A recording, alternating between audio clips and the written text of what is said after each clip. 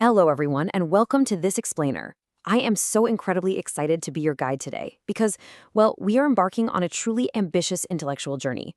We're going to explore this fascinating intersection of ideas, basically attempting to bridge the cutting-edge physics of modern thermodynamics with the profound insights of ancient philosophy and religious faith. It's the kind of synthesis that might just completely change how you view your own existence. So, let's jump right into it. Okay, I want you to think about this for a second. What is the fundamental difference between a rock and a turtle, or, a spoon and a salamander? We intuitively know that one is just an inanimate object and the other is alive. But where exactly is the physical boundary between dead matter and living things? Like, what actually makes that turtle breathe with life? Well, let's dive into this with a quote that completely reframes where we draw that boundary. Quote, "You start with a random clump of atoms, and if you shine light on it for long enough, it should not be so surprising that you get a plant." This bold, kind of mind-blowing statement comes from a biophysicist named Jeremy England, and it really sets up our core premise today. What if the origin of life isn't some miraculous anomaly, but actually an inherent, predictable consequence of the laws of physics? To figure that out, here is our roadmap for today. First, we'll look at the physicist and the rabbi. Then, thermodynamics and life's origins. Third, the axial age breakthrough. Next, the search for meaning. And finally, we'll wrap up by synthesizing physics and faith. So part one, the physicist and the rabbi. The guy who made that striking quote about the clump of atoms is Jeremy England. He is this brilliant MIT-trained biophysicist making huge waves in non-equilibrium statistical mechanics. But, and here's the really interesting part, he is also an ordained Orthodox rabbi. This dual identity is an absolutely fantastic lens for our explainer today because it completely dismantles that popular myth that science and religion have to be locked in some winner-take-all war. Instead, England uses these different vocabularies to reconcile how we understand the cold, hard physics of life's origins right alongside the deep religious traditions that search for its underlying meaning. You see, rather than looking for a single magical spark, England breaks life down into a multifarious bundle of physical behaviors.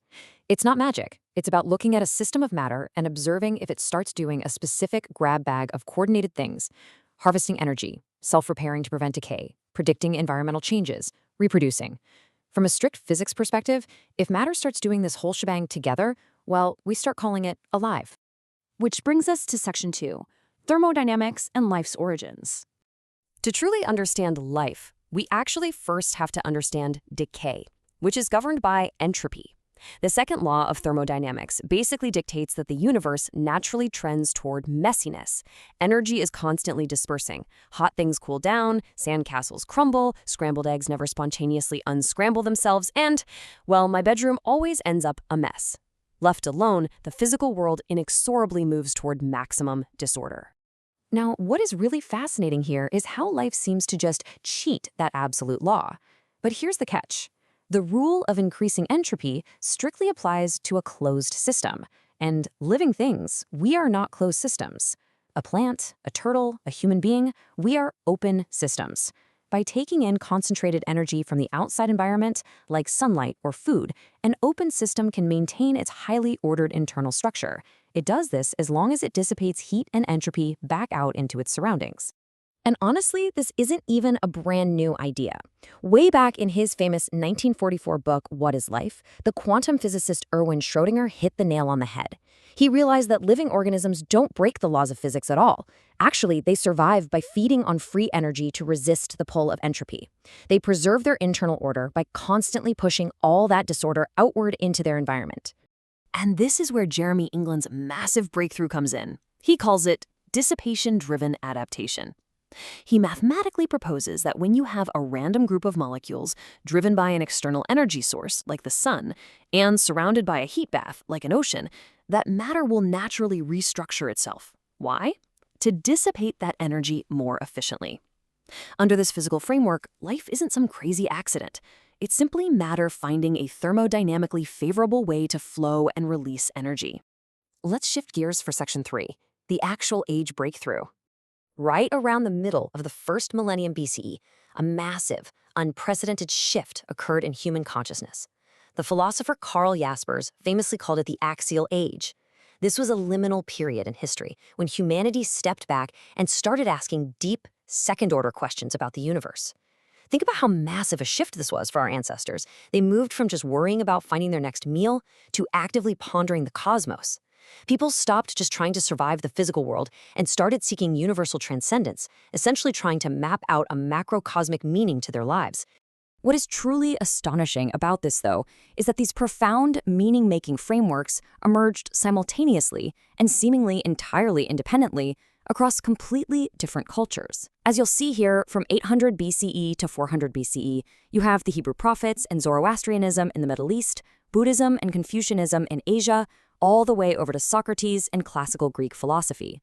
All around the same time, humanity collectively woke up and began to orient itself towards something much, much greater than basic biological survival. Which takes us perfectly into Section 4, the search for meaning. To understand this quest mathematically, almost the way physicists do, we can turn to contemporary analytic philosophers like Thaddeus Metz. Metz argues that finding meaning isn't random. It is a deliberate act of cognitive alignment. It's the intentional process of transcending our basic animal drive to just consume and survive, and instead deliberately orienting our minds toward the fundamental conditions of human existence. So, the crucial question is, how do we actually achieve that alignment? Metz champions a framework called objectivist naturalism, which really boils down to three pillars: the good, the true, and the beautiful. Engaging in moral actions that help others, that represents the good. Seeking out scientific knowledge and understanding, that represents the true. Creating and appreciating art, that's the beautiful. By actively focusing your energy on these three objective values, you are literally constructing a meaningful life that rises above mere survival. And now, for the big finale. Section 5, Synthesizing Physics and Faith. Take a look at this. Here's the incredibly poetic parallel between these two seemingly different domains. In physics, biological self-organization happens when matter routes environmental energy to resist physical decay. It aligns itself with the laws of thermodynamics to survive. Now, on the other hand, in philosophy and faith, spiritual self-transcendence happens when we orient our minds toward the good, the true, and the beautiful to resist existential decay. Both are mechanisms of profound self-organization. One organizes matter to create life, the other organizes consciousness to create meaning. This leads us to such an incredibly empowering realization. Meaning isn't just some hidden object under a rock waiting to be found. Actually, scratch that, it's more like an emergent property. Just as life emerges when atoms organize to dissipate heat, significance and meaning emerge when a conscious system, meaning you and I, actively aligns its internal narrative with the broader universe. Whether we are talking about the cellular level or the societal level, we are physically and spiritually built to organize, to connect, and to transcend. I want to leave you with this final provocative thought, adapted from the Yale Scientific Magazine. If Jeremy England is right, and life can fundamentally be defined by a thermodynamic equation, does that mechanistic view destroy faith? Or, by revealing this breathtaking, deeply unified architecture of the universe, a universe where matter naturally strives for life and minds naturally strive for meaning, does it actually deepen it? I'll let you be the judge of that. Thank you so much for exploring these massive, universe-bending ideas with me today on This Explainer. Keep seeking the good, the true, and the beautiful.